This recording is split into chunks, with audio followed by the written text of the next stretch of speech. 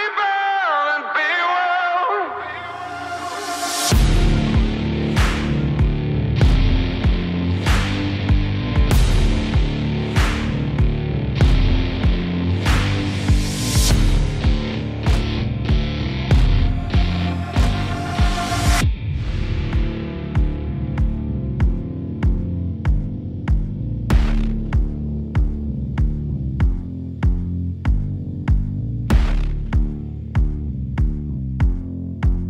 Kerry Appleton employs her 20 years of moments as a nurse within pediatric intensive care units to inform and actualize real-time team member support options.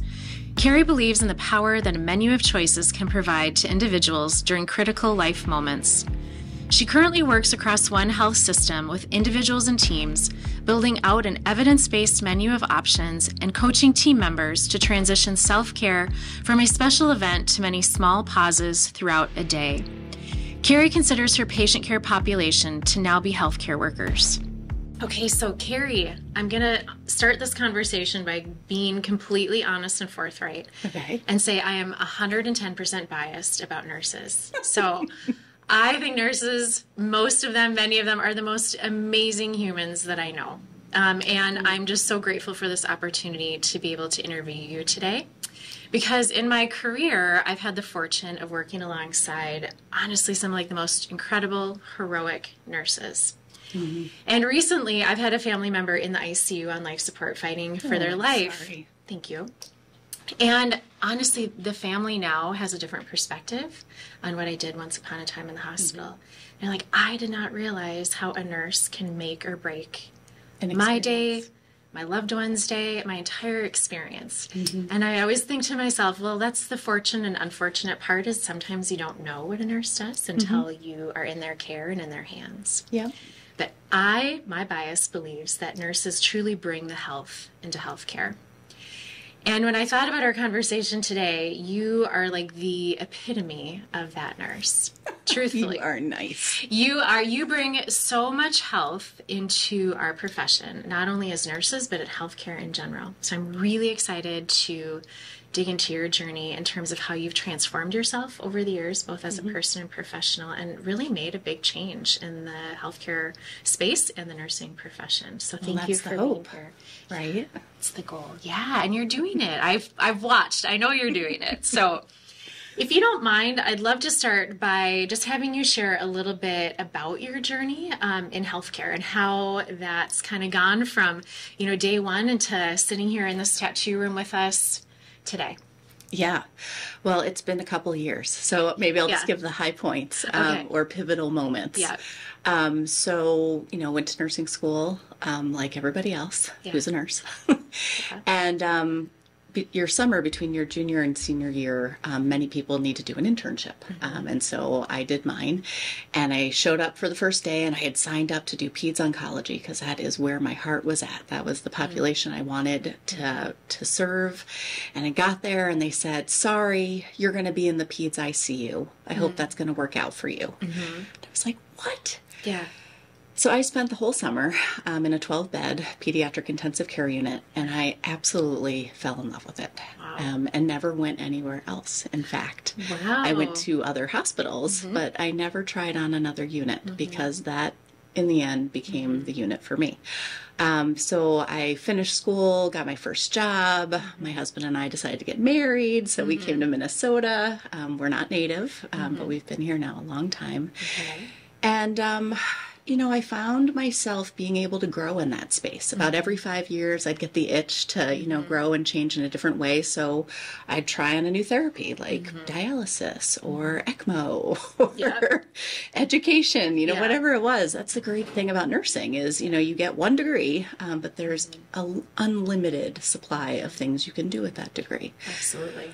But then, to be honest, I got to a point where life was getting hard, and I wasn't the same girl that had first started in my nursing career. Sure. At this point now, I had 3 daughters that were probably about the age of 1, 3, and 5, so, a really relaxing time in my life. Right, no stress whatsoever there, yes. I worked evenings and nights to balance the daycare situation, and didn't want to give up my career, which was great. I was able to do that. But I was irritable. I would cry at random times. I feel like I owe a public apology to Target cash register employees, which maybe we'll get back to that later on. Yeah, okay. But the irritability transitioned into that space, and I couldn't articulate it fully, but I realized I needed to get out. I didn't know where I should go, but I just needed to go somewhere. So, what do? You go back to school. I had no idea what I wanted to do, except that I did not want to be a nurse practitioner. I knew that definitively. So I went to Augsburg. I had an amazing experience in their nurse leadership program. And felt like I would maybe have some options. After that degree completion, I went into nurse education, like many people do. And as I started looking at it from the other side, I really started looking at my own experience and my friends and these brand new, beautiful people that were coming into nursing. And I was thinking really hard about who was taking care of them, who had taken care of me, who was taking care of my friends. And there was not a great answer to that. So that was a huge turning point for me personally. I was then on a path to find additional education on how do I do this? I'm going to be the person who takes care of these people because they deserve it. And they're not going to be able to stay in the game if they don't have the care or if they don't know how to care for themselves. So true. And where did that take you with like that moment where you're like, okay, this just is not going to work. I can't sustain this anymore. Like, where did you go with that? Because I would bet to say most nurses have hit that once, if not a million times. And so what catapulted you to do something different with that moment? Probably a little bit of loyalty. I didn't want to leave everybody and everything. And I love being a nurse. That is just a fiber of my being. So hence our bias. Once a nurse, always a nurse. And so it really catapulted me towards curiosity. Like, who else is doing this? Who is doing it well? Who's taking care of their people? And I found myself in a really unlikely space, or what I thought at the time was unlikely. I ended up in a community fire department education room for a weekend. And I was attending a critical incident stress management training. Essentially, I wanted to learn how to help people after critical events. And of course, I was there for other people. And about maybe not even 2 hours into the class, realized, whew, maybe I'm here for me too. Like maybe I have a lot to unpack from all my years. And first day, it was a 3-day class. First day, I'm driving home and I pull over at a gas station. I called my dad and he was a firefighter for years and years. And I'm telling him about this class and, there's a couple nurses, a lot of firefighters, a lot of police officers, a lot of emergency service workers. And I felt an energy I hadn't had in a long time. And that is what fueled me for years to come because it exposed me to something new, something that I could see existing in a different space. This is working well for our firefighters and our police officers that are using it. It can work well for nursing and other hospital team members if we can apply it the right way. How do we do that? How do we create the application? So what did you find? Like, give us one little nugget in that class. You're like, this makes sense. Like, this clicks with me. Honestly, the science. I am, you can tell me all day I should do things because it's good for me, but I want to know why. On a cellular level, I want to know why I should do this thing. And if I understand it, then I'll get behind it 100%. And at that time, I would have told you too that I'm not down for any touchy-feel stuff. I'm just not doing that. And I don't say that anymore because that's not my belief, and I don't even like that framing anymore. But at the time, that's really how I was looking at it, and that helps me to see where other people are coming at with this. Okay. So the science convinced you, and what did it convince you of? At a cellular level, this was impacting me. In some ways, it was even shortening my life. And that forever, the F word, feelings. The F word in healthcare and in lots of other industries is feelings. That's so good. That it's not okay to talk about feelings. And I honestly sold myself for years that I did not have feelings and that my feelings did not matter. And it was part of survival. So, being a nurse, taking care of a baby, hooked up to essentially bypass for days, weeks, months, that was part of how I was able to do that care. Yeah. But it wasn't true. The whole time, like I was having feelings whether I wanted to acknowledge them or not. Right. And those feelings is what was impacting me physiologically the whole time. That would end up coming out at someone in the target line. Oh my gosh. Yeah. Like the least suspecting place of where your feelings Yes, over somebody who's helping me. And now I'm being a big B to this person because of what I just experienced on my shift. Yeah. Or I'd be at an elementary school choir concert, sitting there with all the other parents, and I would just start sobbing hysterically. And I think, that was, just sadness that I felt like there wasn't another space for it to come out. Right. So then, is that a great time for it to come out? Not really. Right. But maybe better have it to come out. Yes, good that it came out, and maybe people just thought I was like, oh, Ava's on stage. She really loves choir music. Yeah. I do love choirs, but... Yeah. You said something that I just could so identify with, and you just called it out so beautifully. And so honestly, where it's like, as healthcare professionals, we are so wired to take care of others. We will do anything to care for others. Like, literally, I've stood in an airline seat, hovering over someone as the plane is bouncing up and down, and we're making a quick landing because someone's crashing on a plane. Yep. And that's fine. Yeah. But I literally have the hardest time crying. Like, and I have never still, like, I know it's there. I've unpacked it in little bursts. But, like, that full unpackage is still super uncomfortable. Yep. And so in that moment that you were sitting there in that training, I can only imagine it was like... Oh, I cried. Yeah. And I was, like, trying to hide it and, like... finding old tissues, and I'm like, what is happening? Like, oh my gosh. I was mortified. Yeah. But I've made peace with that now. Yeah. You are now free to say the F word. Use that. I am. Yeah. Say it, all the time. I make signs about it, actually, just to try to get people to come in and talk with me about the F word. Because part of the lack of conversation is what's keeping us from getting to the healing that we all need to be able to get at.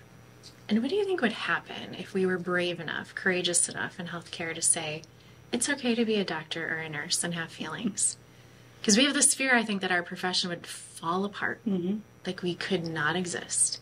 And the truth of the matter is we're exposed to traumatic work all the time in the hospital setting in particular. So there is a level of you need to have a shut-off valve. Yep. Because there's work at hand you have to do. But how could we better promote the feelings in the here and the now versus the impact of the holding on to it for years later? And we know what that impact is. It's huge. It's addiction. It's lack of sleep. It's divorce. It's tears when you least expect it. It's anxiety. I mean, well, and it's illness. And it's illness. I mean, we're going to start seeing that more and more in the studies that come out in the future, is the impact that stress has on a cellular level. Yeah. And it's not going to be pretty. It won't be pretty. I think I heard recently that like 80% of doctors' visits are now stress-related. The root cause of it is underlying in stress. So, yeah, 100%. Yeah. And I don't know if everyone realizes, but a lot of the studies done, in particular around night shift work, guess who their great participants are? Nurses. Yep. So the rate of cancer that they've discovered in people who work night shifts, it's usually in nurses. Yeah. But what do you think we need to do internally? Because I feel like we want to blame it on all the external things. But do you think it's a little bit of like the internal culture that we kind of self-perpetuate a little bit? That we bought into. Yeah, we bought into. Yeah. Yeah. We need to give ourselves permission. And it's a hard thing to do. And sometimes we need external influences to help us get to that point. Yeah. For me, that point didn't come until after I left the bedside. But my dad was diagnosed with cancer. Yeah. And I remember very specifically having a very firm conversation with myself about what was coming next. And I remember committing to, you're going to just, whatever comes, and you're going to experience it real time. You're not going to hide it. You're not going to pretend. And if people ask, if you feel like telling them, great. If you don't, fine. Yeah. But I gave myself that permission to be real. Yeah. And honestly, it helped me tremendously through the 12 months. He lived almost exactly 12 months from diagnosis to death. And it was an incredible 12 months of love and sadness and family and all these things mixed together. But that permission piece was huge, and it's something that I've carried forward. And I consider it one of the gifts of his diagnosis was that. So can you tell us a little more about what you're doing now? This journey, that you've started to share with us led you to where you are now. And it, to me, is something that I hold so much regard for, because I understand at least to some degree, what it took for you to probably have the position that you have now. It's not common. No. At all. I don't even know of another hospital that has your position. So something big happened in the hospital that you're in, within you, to make this happen. If you can just share a little bit about that. Yeah. I just spent some time thinking about what did I want next. Yeah. And I will tell you, there was a big rub, because at the time there was a big shortage of ICU nurses. And I had a lot of guilt around, should I go back into patient care?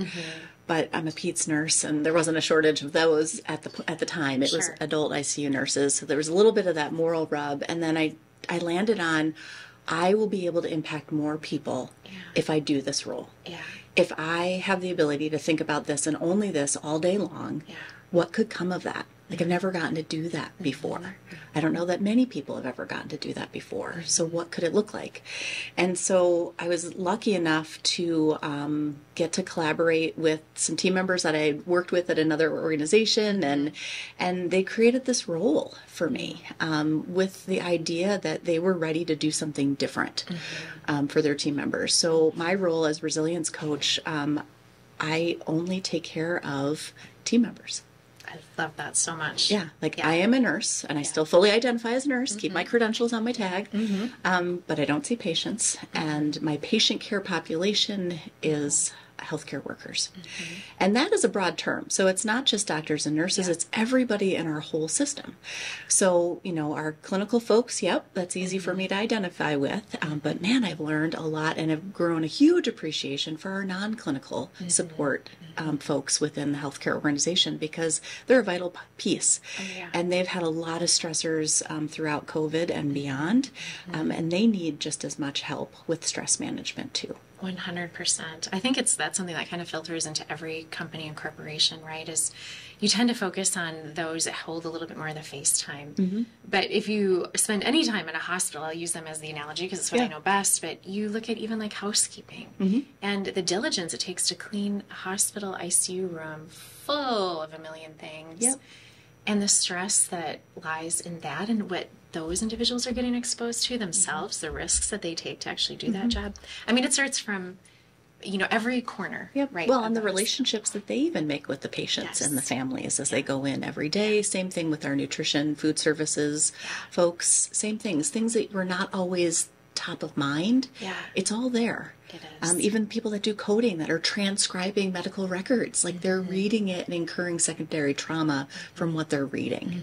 So the onion, the layers of this onion go pretty deep.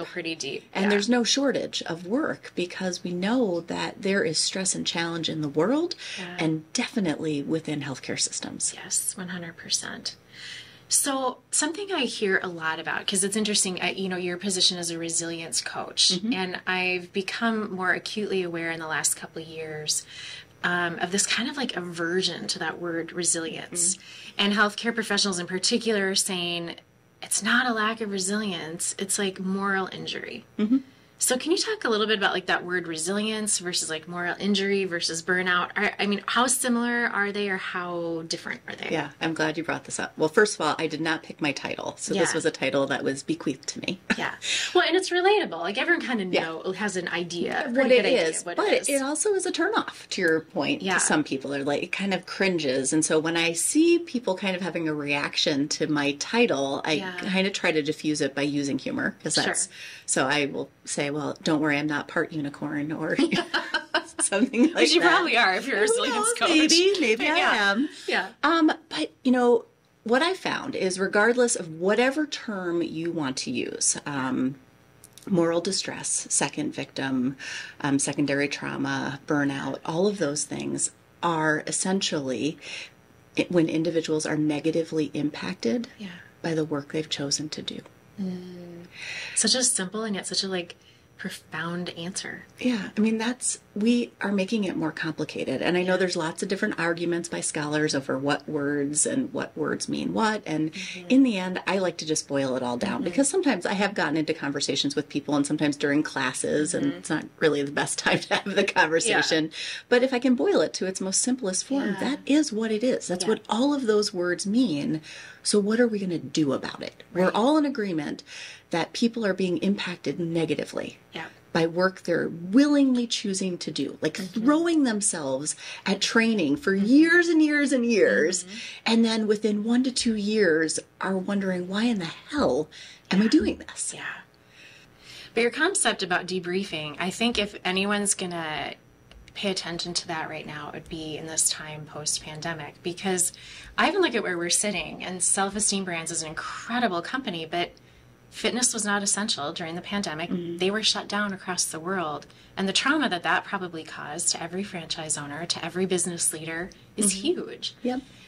But we just are so automated, right, as humans, to once we can go, we just go, and sometimes you have to, but sometimes cultures that are even really good at preventative health and well-being need debriefing, need to actually think about, absorb, unpack what they just went through. Well, and to really understand that that's where healing can sometimes start for people if it hasn't started already, and growth comes from it too. Even in the worst of circumstances, there is something that you learned and you will take away. So, we are, as a society, we are really great at admiring problems. Very true. But, what if we reframed the situation and we're able to look at it, it's yep, that happened and it was terrible. But look at all these other things now I know how to do because of that. And it's in the back of our mind, but we don't bring it forward and give it space. We're really great at giving space to the negative. We're not great at giving space to the positive. And that's a simple thing, but it's something I coach on a lot because we're not really aware of it. It's just, again, something we've been conditioned to do and spend a lot of time on. And if you look at news media, social media, it's a lot of negativity. Let's keep recycling all of those negative thought patterns instead of bringing forward the positive ones that happened, even in the hard, climb to wherever you were trying to get, whatever you're trying to get through. And I mean, part of it is how we're hardwired, right? We are survivalists as humans, and so it's important for us to be aware of bad things. But the opportunity is, okay, if you're going to have this much awareness to the bad stuff, you have to have just as much awareness to the good things that are happening side by side in those exact moments. Because if you don't elevate it, if you don't give it space, it's like it never happened. So what's one of the tools that you found to be really helpful for, it can be either for you or kind of if you're just going to generalize, a couple of tools that you think are so powerful consistently amongst the individuals that you work with? I am a heart math provider, so I'm a user. I know you are as well. I really like the platform that heart math provides and the science. Yes, it's well studied. There's a lot of evidence behind its benefits. Which I think is really helpful when you're trying to sell it to skeptics. And I once was a really big skeptic, so I get it. And I can think about myself 10 years ago and somebody telling me to take a few slow, deep breaths, and I'm sure I would have rolled my eyes and said some curt comment. I'll keep to myself right now. But now, I understand the physiological value of that. And I never took the time to think about it, but it makes sense. When we pause to slow our breathing down, our heart rate goes down because we've decreased our cardiac demand. 110%. We are people of science. We understand that, but sometimes we just don't allow ourselves to get to that level of thinking when someone says, take a few slow, deep breaths. Just well, what's that going to do? Right. Well, actually, it does a lot. Yeah. It does a whole lot. So that is number one, like the biggest thing that I'm constantly trying to get myself to engage in. My kids are really good at reminding me when to engage in such practices. Mom, you should do that breathing thing. Yeah, I love that. You're like, oh, okay, note to self. Which is really good. Yeah. And probably the other one that I use a lot is in helping people transition. So, you know, one of the greatest things about nursing is hypothetically, you don't bring your work home, right? Like you do your work and you don't have a briefcase with papers that you bring home. Like you leave your work when you get in the car. However, you have about 15 to 20 patients you're usually carrying with you into the car somewhere in here. Yep, there's baggage that's coming. So we have to be really intentional about how we transition so that we're not bringing all of that with us home. We'll return to Rebel and Be Well in just a moment, but first a few words about our sponsors. I want to say a special thank you to everyone at Self-Esteem Brands. We are grateful for the recording space and support you have provided to our podcast platform and team. You can find more information about Self-Esteem Brands in the show notes. We appreciate and savor every sip of Dry Farm wines during our podcast conversations and every event at the Point Retreats. To find out more about Dry Farm wines, find their link in our show notes. Thank you, Paddle North, for being our preferred Minnesota-based brand and company. We honor every memorable paddle. To find out more information about Paddle North, find their link in our show notes. The Point Retreats and Rentals is situated roughly 30 minutes outside Brainerd, Minnesota. The property's private peninsula boasts over 1,500 feet of stunning shoreline spanning 3 lakes on the pristine Whitefish chain of lakes. Whether you need time to renew, reset, or reconnect, we have a space that can host your family, group, or team. Click on the show notes to find out more about the Point Retreats and the Point Rentals.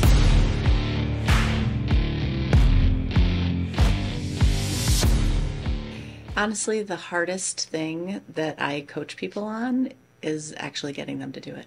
Yeah, really. Yeah. They kind of listen and nod and go, that's like, really that nice, sounds Kerry. nice, that'll work. But it's like until it becomes a new habit or a new behavior, and we know behavior science tells us it takes 21 days to create a new habit, doing something consistently again and again and again for you to be able to weave it into your pattern of norms. Right. And it's hard to do something consistently for 21 days. And if I'm being honest, which I will be, I was not really thrilled when I first started my heart math journey. I was bucking it a little bit. I'm like, I don't know that this is for me. And I'm going through this 21 days of trying to create a habit. And it was work. Like, I don't want to. Right. But the payoff, and I remember exactly where I was. I was in an elevator going to a meeting, and I took a deep breath.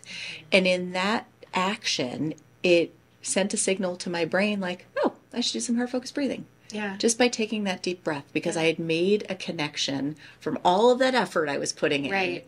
And now I don't have to work so hard. It finally became automated. Yeah. Behavior change is probably the hardest thing humans do, period. Yeah. Whether it's yourself, whether it's your coaching and someone else, it is the hardest thing, period. Yeah. I was seriously a pain in the ass nurse when I first started working out in the gym because I would just like fight any personal trainer or any coach that wanted to work with me. I'm like, no, I know the science and the data behind all these things. I've got this. Like, and I was literally like, I remember one time just like sharing like journal articles and research and just trying to fight what they were telling me. And I'm like, why am I being my own worst enemy? What do I have to lose? Because what I'm doing is not working. Yeah. I am not healthy. I do not feel my best. I'm tanking. Yeah. And then finally I literally like had to swallow hard. Just be like, okay, I'm going to do whatever you think is best for 3 months. You have 3 months. I better feel a hell of a lot better. And I think it took like 2 weeks. Yeah.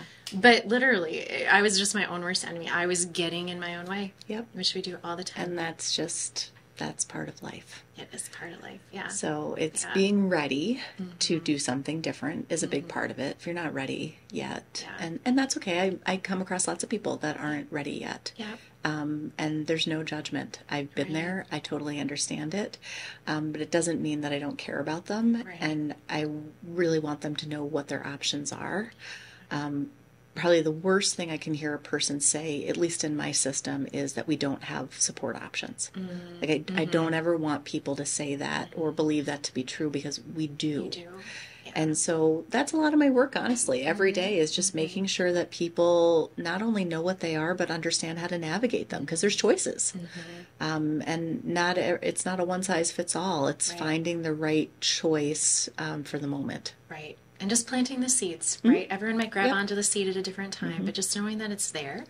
And so when that day comes when someone is ready, they know where to go. They know where to turn. So if you could paint this picture of what like improved health and well-being could really tangibly mean, and I'm just going to use healthcare again because it's what we both know well, like what would that look like? Like if you could systematically go, poof, we're like 10% improved in our well-being markers. Like what do you think is going to really like drive that? Is it having 20 carries in the hospital systems? Is it bringing in other nurses to give other nurses breaks? Is it giving physicians, better opportunities to sleep? I mean, like, what is that? It's not just one thing, right? Like, it's all those things. But I think if the two words that come to top of mind are acceptance.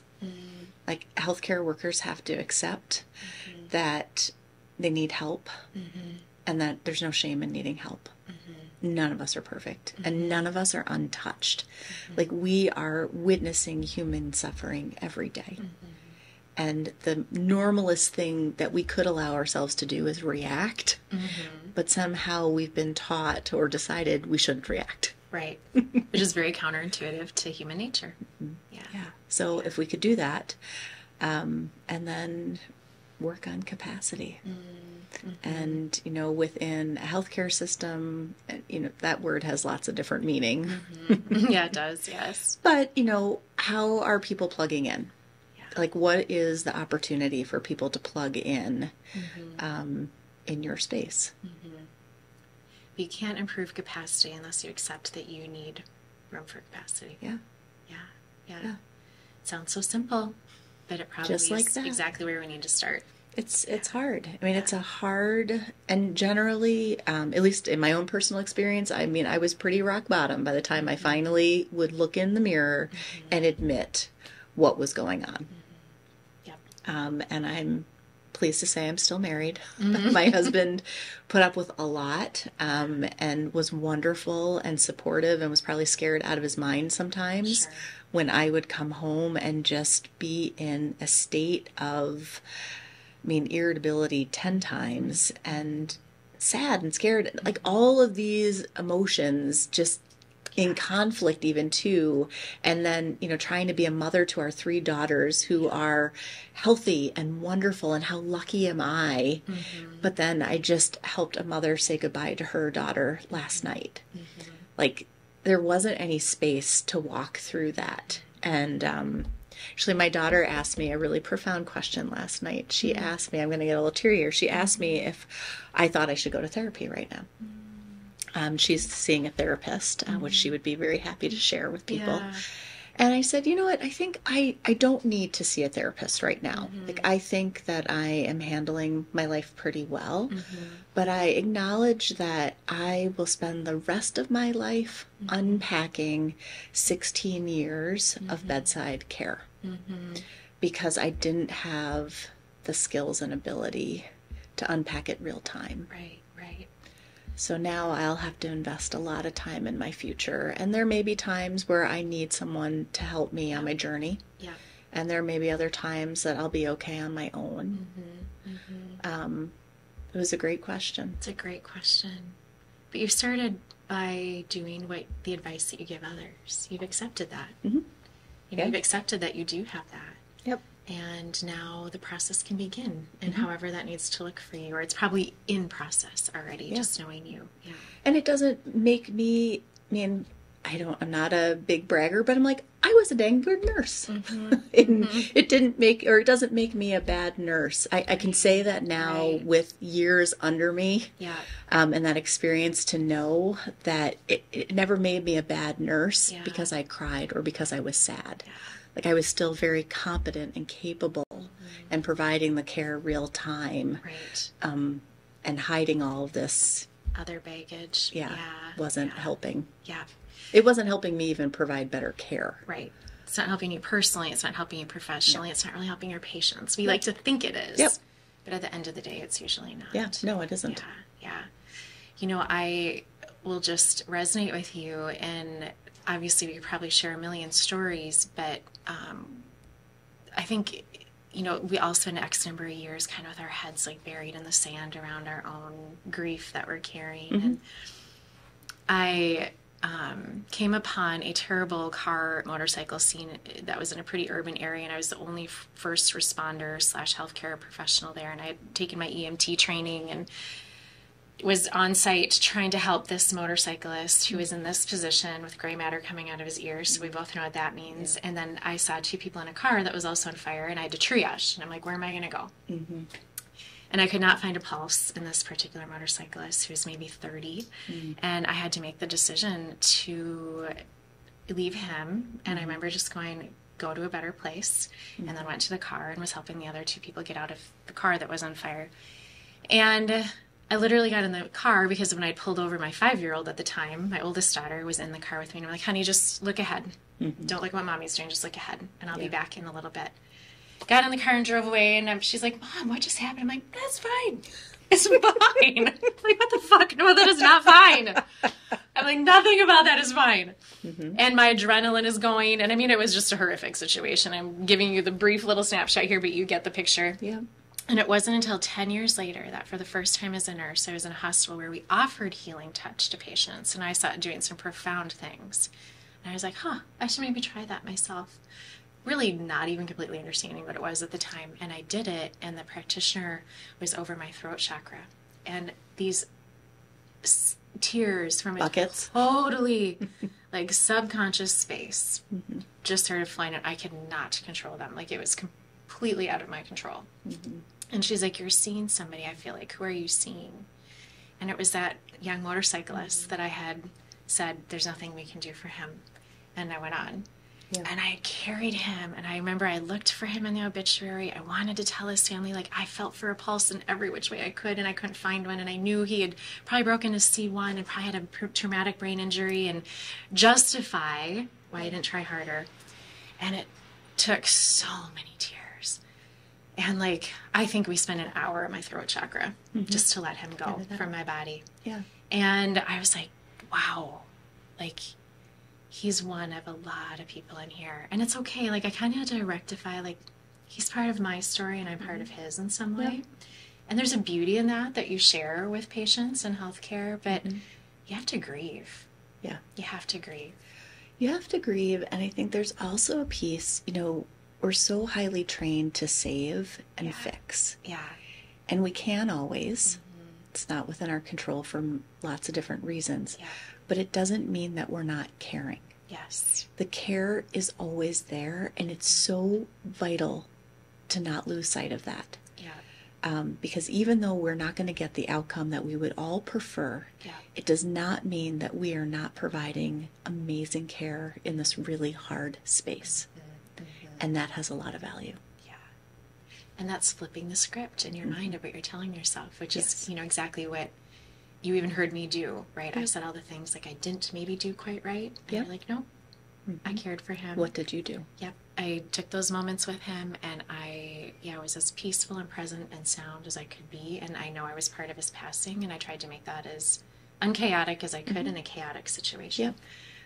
So flipping that script. Which, thank you for I kind of was like, oh, you're doing that thing on me. Which is good. No, it's working, and I get it. I mean, it's an opportunity to reframe. And it's, you know, it's so automatic. And when we stop trying to do that all the time and give room for something else, it's like, we can always admire how awful things are.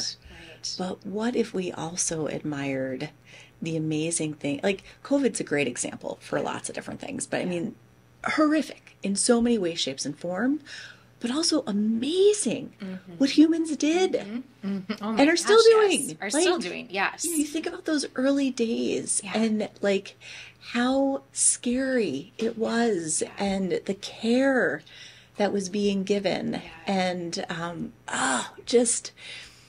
So a couple of months ago, I had an event in the fall for caregivers. That was amazing. And we did a story slam, which was, I'm a big fan of stories. And one of the storytellers shared a story of a COVID patient she cared for. And at that time, there were no visitors. And the gentleman asked her to play a song for his family when she called and told them. And so I have the song on my playlist now. And so it came up the other night, and I was doing something, and one of my other daughters was with me, and I'm like, hey, do you want to hear a story about this song? And she's like, well, I don't know. Is it sad? Yeah, just like your stories are usually sad, Mom. It is sad, but it's also really amazing. Beautiful. Too. And she's like, yeah, I did think it was weird that this song was on your playlist. It's Alan Jackson, Remember When. I know that song. Oh, that's like a heartbreaking song no matter what. And then, But to think about that this man was at the end of his life and he wasn't with his family, and that is what he wanted to leave them with. Yeah. Like, I can get teary over that every single time. Yeah.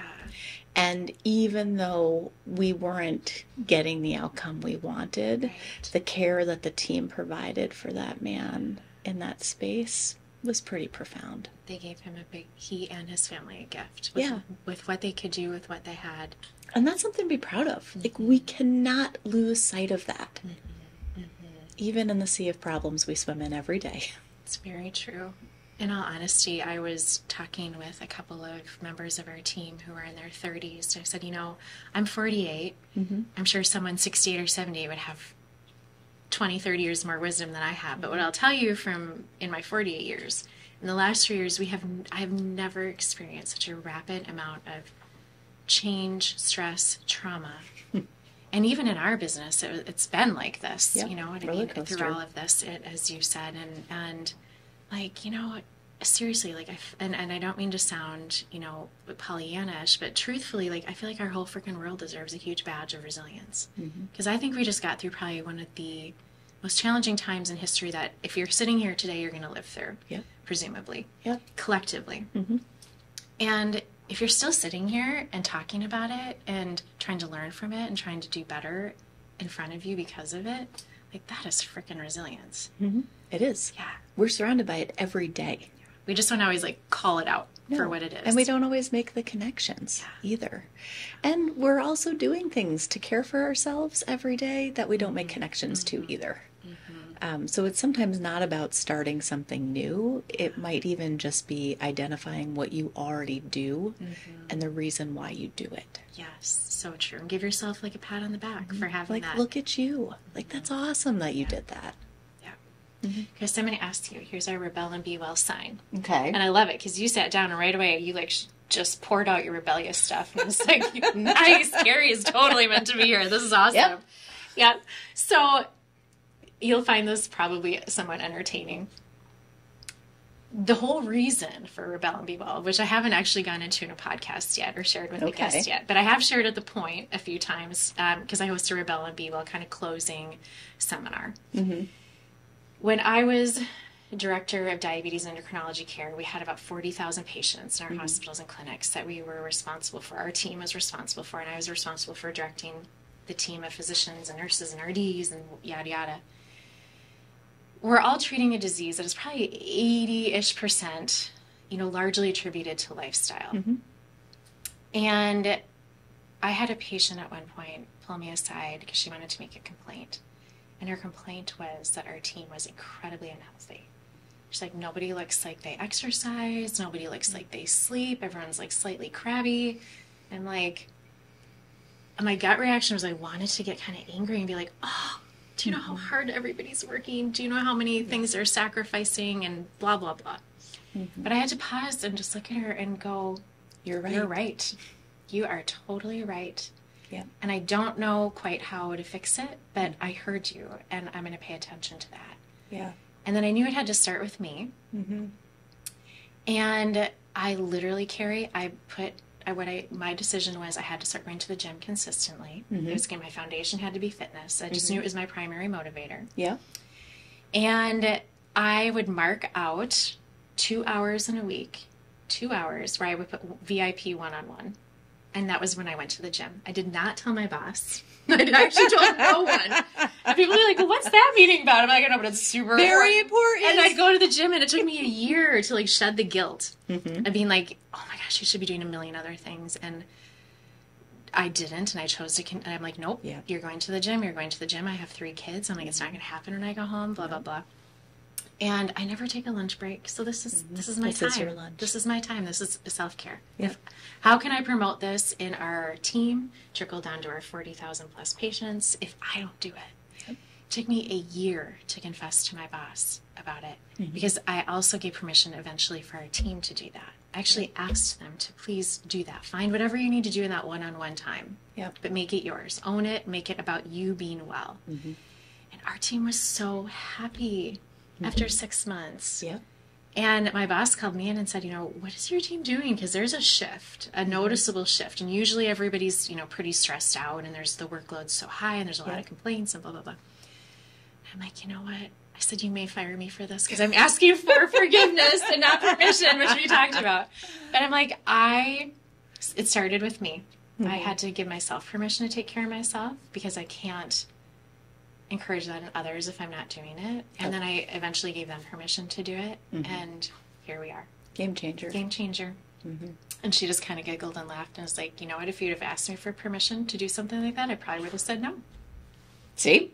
Don't ask. She's like, and I'm going to tell you, keep doing it. So I'm like, and that is what rebelling is about. Yeah. Well, it's about going with your instinct. Like, you knew it was going to be the difference. Yeah. And sometimes some people need the evidence. Yeah. And so that's why it's better to ask forgiveness because then you'll have the evidence. And hopefully our kids don't listen to this because they're going to be like, hopefully I think I heard you say this thing.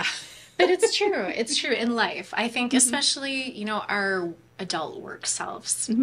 It's kind of where that little bit of rebellion can come in handy. It's like you have to kind of fight for yourself. Yep. To push through, pull through, get through. Well, you have to stay in the space. Like, all of you, like not just your intellectual mind that's driving all these things, but what's carrying the mind. Yes, 100%. And how's it carrying it? Okay, so what's the most rebellious thing that you've done personally or professionally?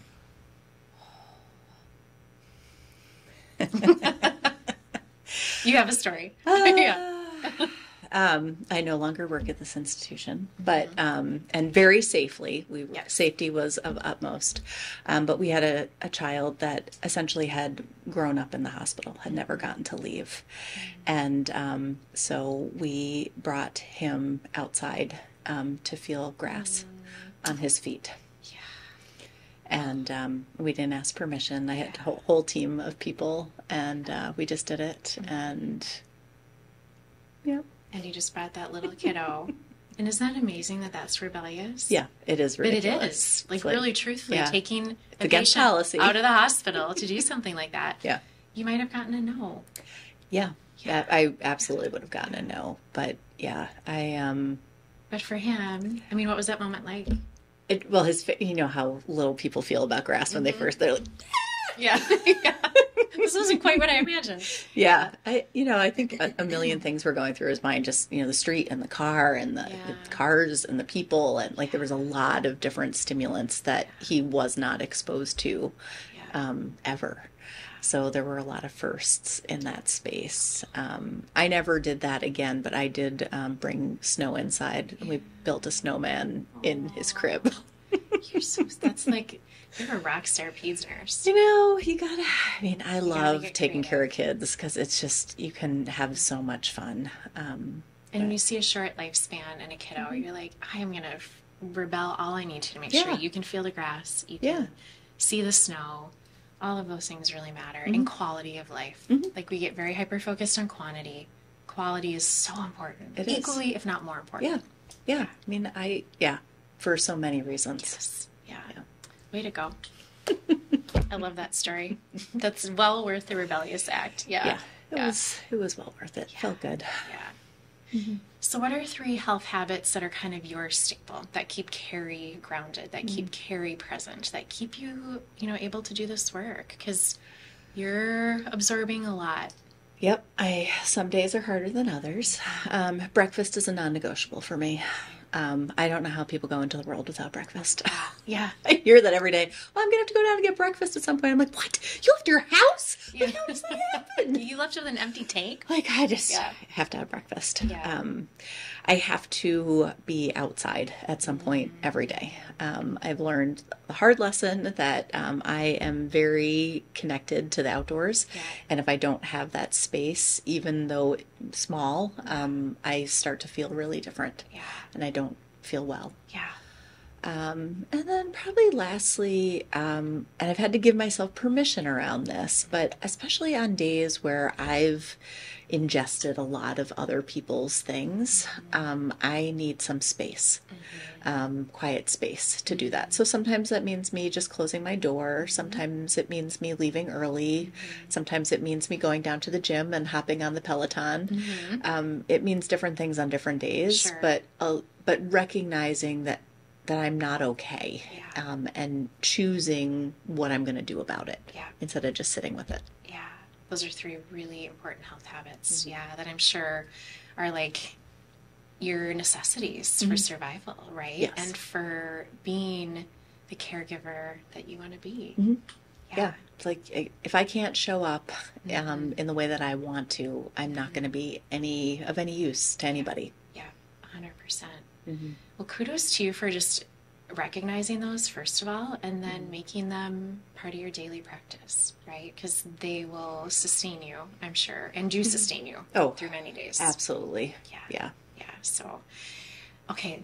So as we're kind of wrapping up our conversation, because we're in the tattoo room, I have to ask you this. Yes. I know you're like, we are. The only corporate tattoo room that I'm aware of globally, to be quite honest. But if you got a tattoo, or if you didn't want to get a tattoo, like a mantra on your desk that you think best represents your philosophy around life, health, well-being, resilience, any of that, like what would it be? I've joked about this in a lot of classes I've given, but because I have a tattoo already, and I'm not sure that I'd want to tattoo this on me, but if I were going to get a hypothetical one, I would want to just put right on my forearm, pee, cry, sweat. Ooh. Okay, tell me about that. Because it is one of the simplest and most effective things you can do for yourself after a critical event. And we all have to be reminded sometimes. So the science behind it, you talked about the adrenaline that you had after you were at that accident, and probably you were buzzing on your steering wheel as you were driving your daughter. And, adrenaline's great because you can flip a switch and it shows up. But there's no off switch. And so I learned at that community firehouse in that weekend that changed my life, this idea around, after a critical incident, one of the best ways you can care for yourself is by peeing it out, crying it out, and sweating it out. So essentially we are actively choosing to excrete things like cortisol and adrenaline and all the other stress hormones that we don't need anymore. And so it's just fast forwarding, it eventually will dissipate over time, but we can speed that up. Because it doesn't feel good to stay in that heightened space when you're no longer in the situation. And gosh, I had so many times where, because things always seem to deteriorate right at the change of shift. You're trying to go home at 7:30 in the morning, and so you can go to bed and come back, and something happens, and you're all, reacting to it. And I wish I would have known that then, that I could have helped myself by peeing, crying, or sweating. And those are 3 simple things to do, but when you're in a heightened state, often it's so chaotic, you can't even think of those 3 simple things. Those 3 simple reminders, just that reminder. But it's a physiological, emotional, maybe even spiritual detox, right? You're getting rid of all of those things that no longer are serving your body. Don't need them. And letting them go. That's a good answer. I like that. You might be the first person to get that tattoo, but that'd be pretty cool. It would in the nursing world, they'd be like, "Ooh, that's brilliant." Ooh, what's that? Well, actually. I love that answer. My kids would just be mortified, but they hear about this a lot. It depends where you put it on your body. True. It could be fine. As long as you can see it. That's all that matters. Well, Kerry, thank you so much for being here with us today. Thanks for being really vulnerable, really honest, really authentic. I think that is a really incredible way to lead and mentor people in general. and especially in the healthcare space, just to say, like, you are an incredibly strong human. Like, sitting next to you, there's like every ounce of like the strong energy emitting from you. But it comes from a lot of, I know, deep places, right, that have had some painful points. And yet you've really taken those and let them serve you in a way that can now make you a better whole person, and then also help others do the same. So I really honor you for that work. It's incredible. Thank you. Well, thank you for having me and giving space to this. Yeah. I mean, it's such a huge job right now, and we need so many people trying to impact it in lots of different ways. So the work you're doing at the Points is amazing, and I'm glad that our paths have crossed. Yeah, likewise. Well, thank you. I appreciate you being here today. Have a good day. Thanks. I want to say a special thank you to everyone at Self-Esteem Brands, the parent company of Anytime Fitness, Waxing the City, Bar Method, Stronger You Nutrition, and Base Camp Fitness. We are grateful for the recording space and support you have provided to our podcast platform and team. You are a true example of what it means to rebel and be well.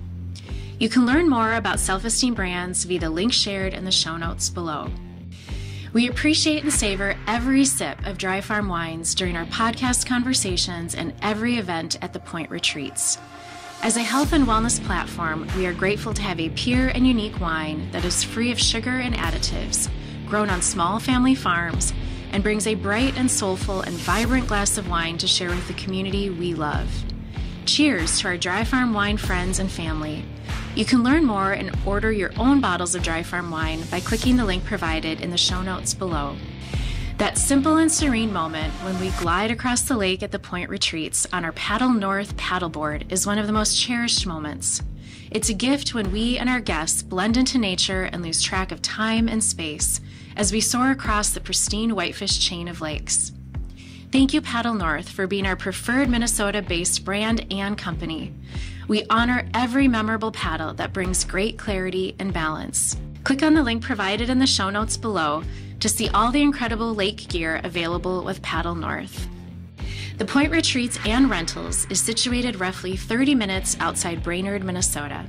The property's private peninsula boasts over 1,500 feet of stunning shoreline, spanning 3 lakes on the Whitefish chain of lakes. The Point property is owned by 2 purpose-driven leaders who share a strong desire to lead others to optimal health and well-being. Our team believes in proactive, modern-day health, shifting our mindsets to valuing quality of life in the same capacity as we value quantity of life. We aim for every experience at the Point to enhance and deepen your whole being health by providing many opportunities for well care during your stay. Whether you need time to renew, reset, or reconnect, we have a space that can host your family, group, or team. Click on the show notes below to find out more about the Point Retreats and the Point Rentals.